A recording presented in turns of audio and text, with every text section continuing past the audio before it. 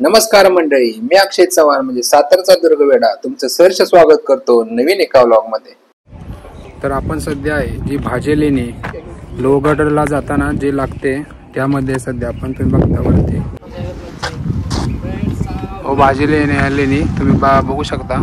इथून आपल्याला वरती जायचं आहे, इथून रस्ता आहे, तर आपण जाऊ वरती बघून येऊ कशी आहे लेणी काय आहे।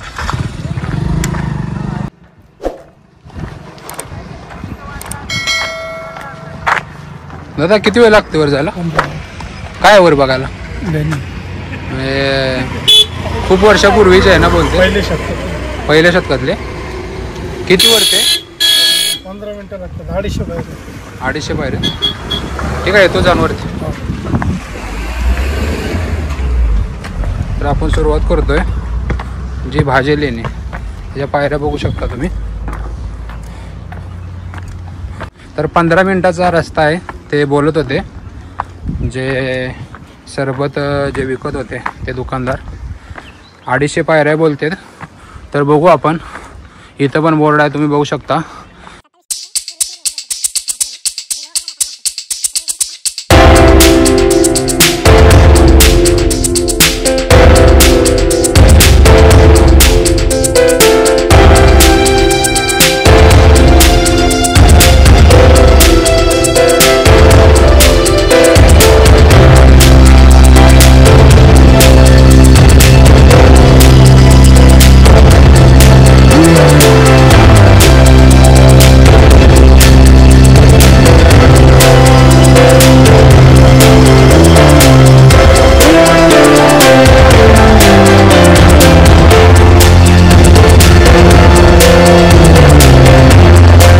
किती तिकीट? 25 रुपयाला। ठीक आहे, घेतो आम्ही तिकीट, आलोच। दादा किती तिकीट आहे? 2 द्या, 2 ऑनलाईन आहे?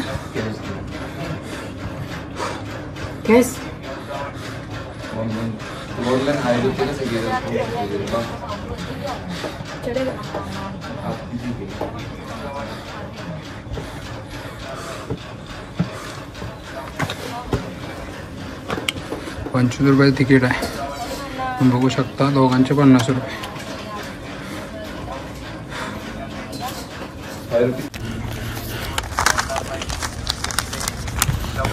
तर हे 25 रुपयाचं तिकीट घेऊन आपण चाललो वरती। जे भाजी लेणी पाहायला तिकीट घ्यायला लागतं 25 रुपयाचं, ते घेऊन आता आपण वरती चाललेलो आहे। चला।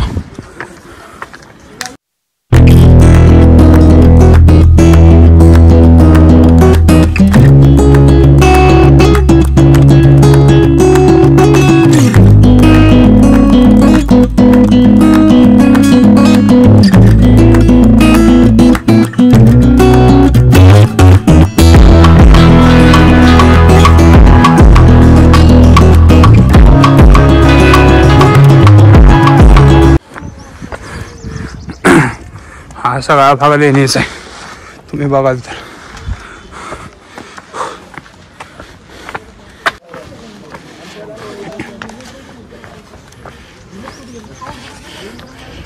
तर हे गेट आहे, आपण आत निघालोय। महाराष्ट्रातील पुणे जिल्ह्यात मावळ तालुक्यातील भाजे गावाजवळ डोंगरातील प्राचीन हिंदू आणि बौद्ध लेणी आहेत। यामध्ये बौद्ध स्तूप आणि त्याचप्रमाणे यक्ष, गंधर्व, इंद्र व सूर्याची शिल्पे आहेत। गावाजवळ 400 फूट उंचीवर ही लेणी आहेत। येथील चैत्यगृह महत्वपूर्ण आहे। त्याच्या बाजूला भिक्खूंना राहण्यासाठी असलेल्या खोल्या आढळतात। या लेण्यांना 26 मे इसवी सन 1909 रोजी महाराष्ट्रातील राष्ट्रीय संरक्षित स्मारक म्हणून घोषित केलेले आहे। हा लेण्यांचा समूह सुमारे इसवी सन पूर्व 2ऱ्या शतकातील असावा। येथे एकूण 22 लेणी आढळतात, त्यात एक चैत्यगृह व 21 विहार आहेत। या लेणीमुळे महाराष्ट्र राज्याला खूप पर्यटक मिळतात। हे महाराष्ट्रातील लेणे बौद्ध हिनानय पंथाचे आहे। येथे चैत्य गवाक्षांच्या माळा आहेत, त्यांना लागून कोरीव सज्जे बनवलेले आहेत। यातील काही सज्जांवर कोरीव कामातून जाळी आणि पडद्याचा भास निर्माण केलेला आहे। वेदिकापट्टीवर नक्षीदार कोरीव काम केले आहे। दगडात कोरून काढलेल्या कड्या आहेत। या ठिकाणी गवाक्षातून युगले कोरलेले दिसून येतात। तसेच येथे एक यक्षिणी कोरलेली आहे.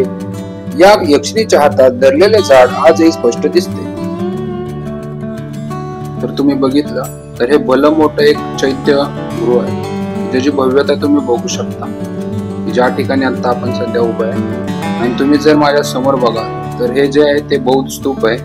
हे वाला बघितलं तर, आणि जर वरचा भाग बघितला तर तुम्ही इथलं जे पुरातन जे काही काम आहे, जे 2700 पूर्ण असं जे आपण बोलतो किती आहे ते आपल्याला बघायला मिळतं. तर असं हे चैत्य जे काही गृह आहे ते आपल्याला भाजी लेणीवर बघायला मिळतं.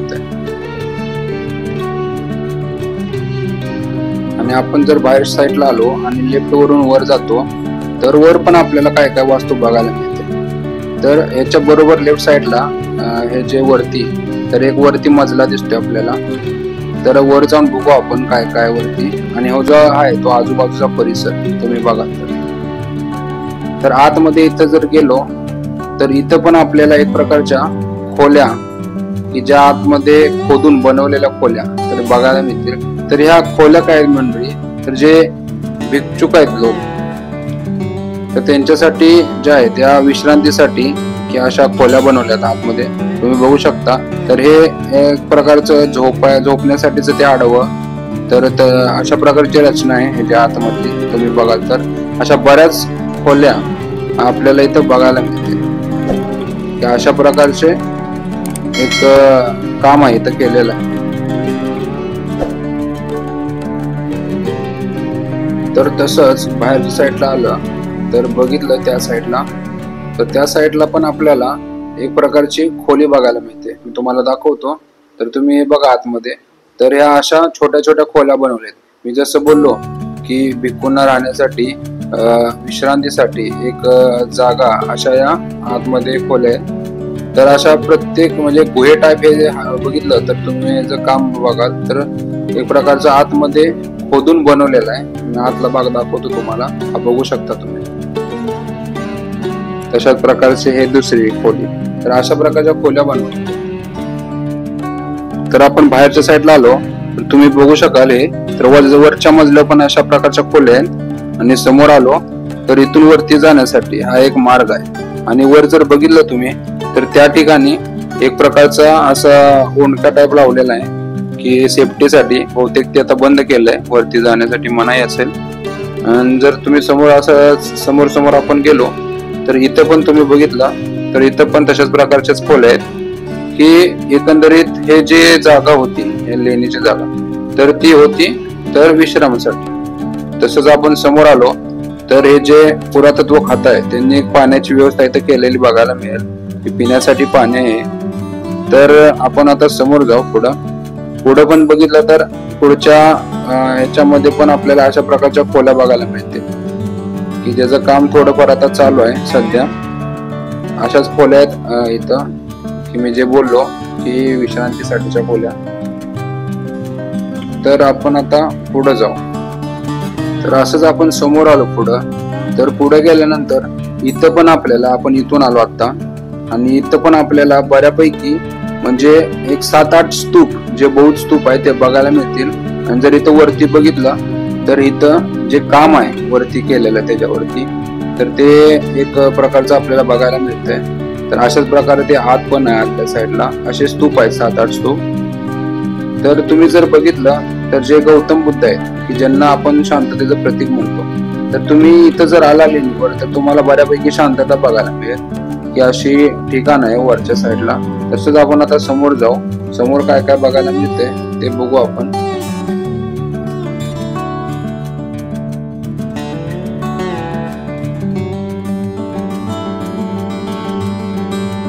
तर आपण इथं आलो तसंच चालू पुढं तर इथे एक 5-6 पिलर बघायला मिळतील की, आणि जर त्याच्या लेफ्ट साईडला बघितलं इथं पण अशा खोल्या बनवलेल्या आहेत आतमध्ये, अशा वाल्या ज्या आपण आधी बघितल्या तशा. आणि जर तुम्ही या आतलं बघू शकता तुम्ही आतली रचना. तर असंच आपण बाहेर आलो आणि जर राईटला गेलो राईट साईडला तर राईट साईडला तुम्हाला वेगवेगळ्या प्रकारचं नक्षीकाम जे भिंतीवर कोरलेलं आहे ते बघायला मिळते. तर तुम्ही बघाल तर हे बघितलं तर हे बघा जे काय कोरीव काम आहे की त्या काळातलं जे 27 वर्ष पूर्वीच आहे ते तुम्हाला बघायला मिळतंय. आणि हे बघितलं तर सूर्य देवता आहे आणि जी रथावरती काय स्वार झालेला आहे. आणि हा जो वरचा भाग बघितला तर वरती पण इथं कोरीव काम बघायला मिळतंय बऱ्यापैकी, जे त्या काळचं आहे की तुम्ही जे ती कला बघितली तर एकदम अशी मन मोहून टाकणारी कला आहे जे काय काम केलेलं आहे भिंतीवरती. तर हे अशा प्रकारचं जे काय एक प्रकारचं बघायला मिळतंय लेणीवर, एक असा मस्त अनुभव आहे. तुम्ही आलात तर हे पण तुम्ही बघू शकता. इथं पण असं काम आहे की जे कोरलेलं आहे मूर्तीमध्ये, ते तुम्हाला बघायला मिळतंय. तर अशी ही भाजी लेणी. तर आपण जाऊ आता इथून बाहेर. इथून बाहेर गेलं समोर तर समोर पण आपल्याला एक शेवटचा भाग आहे, तर तो आपण बघू. तर जाऊन काय काय बघायला मिळतंय तर बघू. तर हा लेण्याचा लाटचा भाग जो एकदम शेवट आहे. इथं वरती बघायला, वरती पण आपल्याला तशाच प्रकारे राहण्याची व्यवस्था असलेल्या खोल्या बघायला मिळतील. आणि इथं पण एक प्रकारची खोलीच आहे. जर तुम्ही बघाल लास्टला जे आपण आलोय त्या ठिकाणी, तर अशा प्रकारचं एक तुम्हाला एक डोंगरामध्ये कोरलेल्या खोल्या असतील किंवा जे काही नक्षीकाम केलेलं आहे ते तुम्हाला बघायला मिळते. तर आपण आपलं बऱ्यापैकी झालेलं आहे लेणी बघून. तर आपला इथून आता रिटर्न प्रवास चालू होतोय. तर चला मग. तर आपण येताना जे स्तूप बघितले जे की बौद्ध स्तूप आहे, तर हे तुम्ही बघू शकता. तर हे याचा आकार बघू शकता. आता मी आणि हे साईडनं जे दिसतेत तर तुम्ही बघू शकता की केवढ्या अशा स्तूप आहेत भल्या मोठ्या. तर अशा 7-8 स्तूप तुम्हाला बघायला मिळतील. तर हे जातानाच आपण मी दाखवतोय तुम्हाला. हे आत बघाल तर